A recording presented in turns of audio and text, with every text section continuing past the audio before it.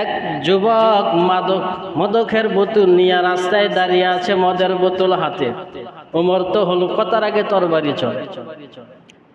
তো উমর যাইতেছে, যুবক দেখিয়া তো বড় চিন্তায় পড়ে গেছে। আমি এখন যার সামনে পড়ছি আর আমার দুনিয়াতে থাকার কোনো আশা ভরসা নাই। কারণ এখন যদি উমর আইসা আমার হাতে এই মদের বোতল দেখে, আমার দেখার আগে তরবারি দিয়া শেষ করে ফেলবে, দুনিয়ার থেকে বিদায় করে দিবি। এখন কি করি? ওমর রাস্তা দিয়ে আসতেছে, যুবক রাস্তায় দাঁড়াইয়া দাঁড়াইয়া আল্লাহর কাছে বলে, আল্লাহ, জীবনে অন্যায় অনেক করেছি, মদ সেবন অনেকবারই করেছি আল্লাহ। উমর এখন রাস্তা দিয়ে আসে, তুই উমর দেখে আমার হাতে মদের বোতল আমাকে হত্যা করে ফেলবে। ও আল্লাহ, তোমার কাছে এখন তওবা করে নিলাম, আর কোনোদিন মদ পান করব না। আল্লাহ, তুমি আমাকে মোর হাত থেকে বাঁচাও।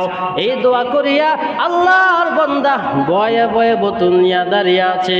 অদ্য জাহানের খলিফা উমর আয়েশা যখন তার সামনে গিয়া দাঁড়ায় গেল, দাঁড়ায় কয়, হে যুবক, তোমার হাতে কি আমার হাতে দাও?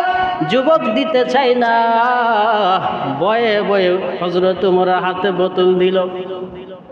ওমর বোতল কলিয়া দেখে, না না, এটা এখন শরাব নয়। এই যুবক তওবা করার কারণে আমার আল্লাহ শরাবকে পরিবর্তন করিয়া আল্লাহ তাআলা দুধ বানায় দিছে। আল্লাহ রাব্বুল আলামিন বলে, হে গোলাম, আল্লাহ তাআলা কেমন দয়ার মালিক। মুসা নবীর জামানায় অনেক দিন পর্যন্ত বৃষ্টি হয় না, মিশরের জমিনে কোনো বৃষ্টি নাই। পয়গম্বর মুসা আল্লাহকে বলে, হো আল্লাহ, এই মিশরের জমিনে তুমি বৃষ্টির ব্যবস্থা করিয়া দাও। মুসা নবীকে আল্লাহ জানায়া দেয়, যাও ময়দানে যাও, গিয়া তুমি আল্লাহর কাছে বনি ইসরায়েলকে নিয়ে বৃষ্টির জন্য দোয়া করো, আল্লাহ তাআলা বৃষ্টির ব্যবস্থা করিয়া দিবে। পয়গম্বর মুসা নবী বনি ইসরায়েলকে নিয়ে মাঠে ময়দানে চলে গেল। চলে গিয়া যখন দোয়া করতেছে, আল্লাহ তুমি আমাদের জন্য বৃষ্টির ফায়সালা করো। আল্লাহ কয়, মুসা, এই জায়গায় এমন একজন আল্লাহর বান্দা আছে যে 40 বছর পর্যন্ত শুধু অবিরাম গুনাহ করতেছে, গুনাহ। এই নাফরমান যতক্ষণ পর্যন্ত ওই জায়গা থেকে না সরবে, ততক্ষণ পর্যন্ত তুমি মুসার দোয়া কবুল হবে না। আল্লাহ জানা দিলেন, মুসা, ওই পাপিষ্ঠকে ওই জায়গা থেকে সরায় দাও। পয়গম্বর মুসা চিন্তায় পড়ে গেল, এত মানুষের ভিতরে আমি কাকে পাপিষ্ঠ বলিয়া সম্বন্ধ করব? কাকেই বলবো তুমি পাপিষ্ঠ?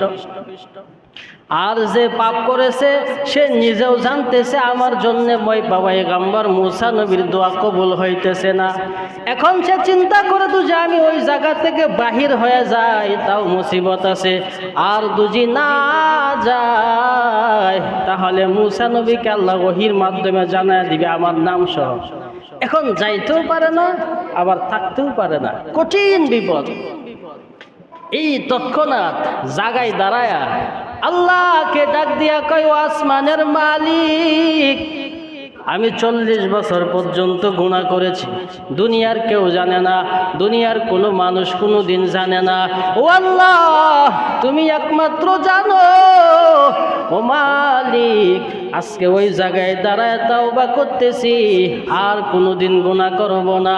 সঙ্গে সঙ্গে যখন তওবা করে ফেললো, সঙ্গে সঙ্গে জমিনের মধ্যে বৃষ্টি শুরু হয়ে গেল। মুসা নবী আল্লাহর কাছে প্রশ্ন করে, ও মালিক, তুমি তো বলেছো এই পাপিষ্ঠ যতক্ষণ পর্যন্ত না যায় তুমি বৃষ্টি দিবা না। ও আল্লাহ, এখন তো পাপিষ্ঠ কোনো লোকই তো গেল না, বৃষ্টি কেন দিলা? আল্লাহ কয়, হেরে মুসা, আমি যার কারণে এতক্ষণ পর্যন্ত বৃষ্টি দিলাম না, এখন তার জন্যই বৃষ্টি দিয়েছি। মুসা নবী কয়, আল্লাহ, তোমার কথা তো বুঝলাম না, যার জন্য এতক্ষণ তুমি বৃষ্টি দিলা না, এখন তার জন্যই বৃষ্টি দিবা। এই লোকটাকে একটু দেখতে চাই। আল্লাহ কয় না মুসা, এই লোকটাকে দেখা যাবে না, সে খাসভাবে আমি আল্লাহর কাছে তওবা করেছে আর কোনোদিন গুনাহ করবে না, এজন্য আমি আল্লাহ তার উসিলায় বৃষ্টি দিয়া দিছি। দেখেন তো, এখানে বোঝার জন্য বলেছি, জাগায় তওবা করছে, আল্লাহ সঙ্গে সঙ্গে তওবা কবুল করছে কিনা।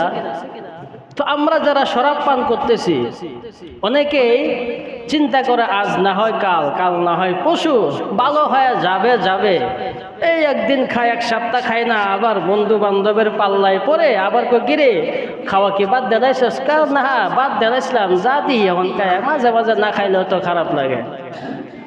তো মাশাআল্লাহ, এইদিকে বিশেষ করে এই অঞ্চলে অনেকটাই মাদক দ্রব্য সেবন করা কমে গেছে। যদিও কিছু লোকে খায়, ও গোপনে গোপনে খায়, প্রকাশ্যে খাওয়ার মতো এখন আর ক্ষমতাও নাই, খাইতেও পারবে না।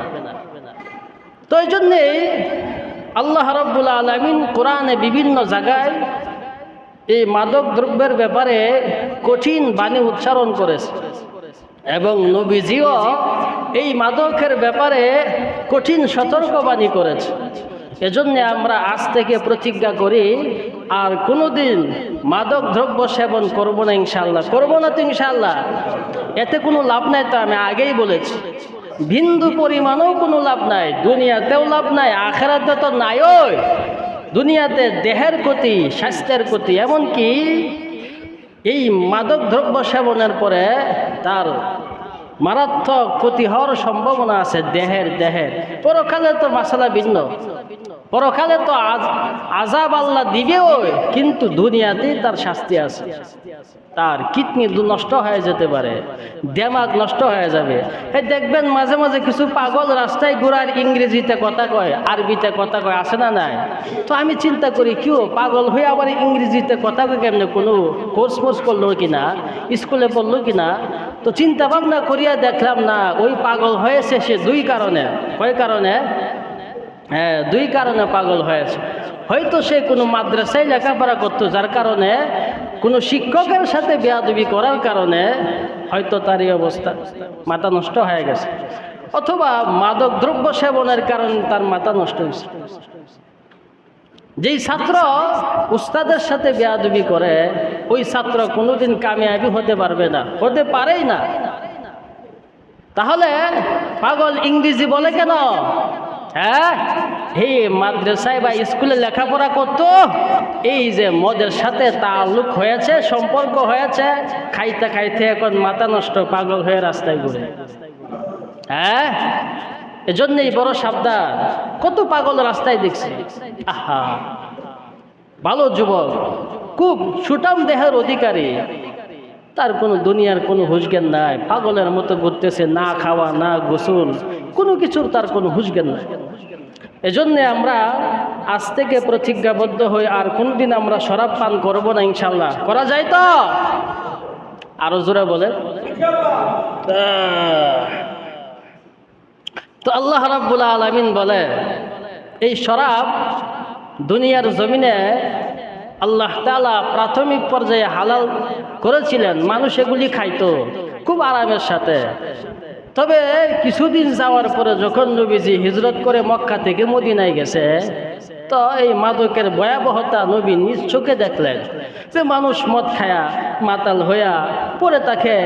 তো এগুলা দেখিয়া তো আনসারি কিছু সাহাবী আয়েশা নবীর কাছে অভিযোগ করছে, নবী এই মদ খায়া তো এগুলা করে, এই অর্থের প্রতি আমাদের মাথাও ঠিক থাকে না, প্রায় সময় মাথাও নষ্ট হয়ে যায়, এটার ব্যাপারে একটা ফায়সালা করেন না। তো হযরত উমর আল্লাহর কাছে দোয়া করতো, আল্লাহ তুমি এই মাদক দ্রব্যকে হারাম ঘোষণা করে দাও। তো আল্লাহ তাআলা প্রাথমিক পর্যায়ে এই মদকে হারাম করে নাই, আল্লাহ নিষেধ করেছে যে এগুলা খাও, তবে লাভের চেয়ে ক্ষতি বেশি, না খাওয়াটাই ভালো। তো সমাজে কিছু জ্ঞানী মানুষ আছে না, অনেক বস্তু হালাল, কিন্তু হালাল থাকলেও এগুলা যেহেতু হালাল থাকলেও খায় না, দূরে থাকে, না খাওয়াটাই ভালো। সমাজের মধ্যে স্ত্রীকে নিয়ে খাওয়া কি সুন্নত? কি বউ নিয়ে খাওয়া? কথা কয় না, বউ নিয়ে খাওয়া কিন্তু সুন্নত। এর বিপরীতে তালাক দেওয়া জায়েজ। এখন কি জায়েজ করবেন না সুন্নত করবেন? হ্যাঁ, ক্ষেত্র বিশেষ শরীয়তের মাসালা হইল কোনো ক্ষেত্রে স্ত্রীকে তালাক দেওয়া যায়, জায়েজ আছে, কিন্তু বউ নিয়ে খাওয়া কি সুন্নত। তো যারা আল্লাহওয়ালা, আল্লাহর সাথে যাদের সম্পর্ক আছে, বউ যত খারাপ ব্যবহারেই করুক না কেন, ওরা চিন্তা করে এই পাগল অন্য জায়গায় গেলে আরেক বেটারে কষ্ট দিবে না শান্তি দিব, আরেক বেটার সাথেই ব্যবহারই করবে, তাক থেকে আমার করে তাক কষ্ট আমারই দে। এজন্যেই আমরা এক বুজুর্গের কাহিনী শুনছিলাম। এই বুজুর্গ অনেক বড় আল্লাহর ওলি। তো আকাশের মধ্যে উড়িয়া যাইতেছে, তো তার স্ত্রী রাতের বেলা তাকায় দেখে লোকটা কত বড় আল্লাহওয়ালা, আকাশ দিয়া পাখির মতো উড়ে যায়। তো সকালবেলা তার স্বামী এসে জিজ্ঞাসা করে, কেউ গেছে রাত্রে একটা কাহিনী দেখছিলা? কয় কি? একটা লোক যে উড়িয়া গেল পাখির মতো। কই লোকটা তো আমি আসলাম। এটা ফালতু লোক। তো মানুষ পুরুষ যত বালাই হোক, বউয়ের কাছে কোনো দাম নাই। দেখবেন সাথে একটা আঘাত লাগলে আপনি সারা জীবন বালা খাওয়াইছেন, বালা পিন্দাইছেন, বাস শুধু সামান্য একটা বিষয় নিয়ে আপনি তর্কে লাগেন, বলবে তোমার ঘরে আইসা কোনো শান্তি কিছুই পাইলাম না, সারাটা জীবন কষ্ট গেল। বলে কি বলে না? বলে। এই জন্যে আমরা আজ থেকে প্রতিজ্ঞা করব, আর কোনোদিন গুনাহ করব না, মাদক দ্রব্য সেবন করব না ইনশাআল্লাহ। তওবা করা যায়? তো এখানে যারা পান করেন, খান, এরা তো জানে, ওই কানার তো মনে মনেই জানা। কি কানা মনে মনে জানেনি? কানার মনে মনে জানা। তো আপনি খাইতেছেন, আমি আপনাকে নিষেধ করি না, দেখায় আপনি বিবেক দিয়ে চিন্তা করিয়া দেখিয়েন যে হুজুরে যে বললো মাদক দ্রব্য সেবন না করার জন্য, এগুলার মধ্যে কোনো ফায়দা নাই।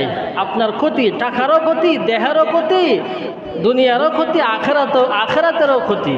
অতএব কোনো দিক দিয়েই কোনো ফায়দা নাই। যেহেতু কোনো দিকেই ফায়দা নাই, তো এই জিনিসটা তো না খাওয়াই ভালো। কথা কয় না? না খাওয়া ভালো না?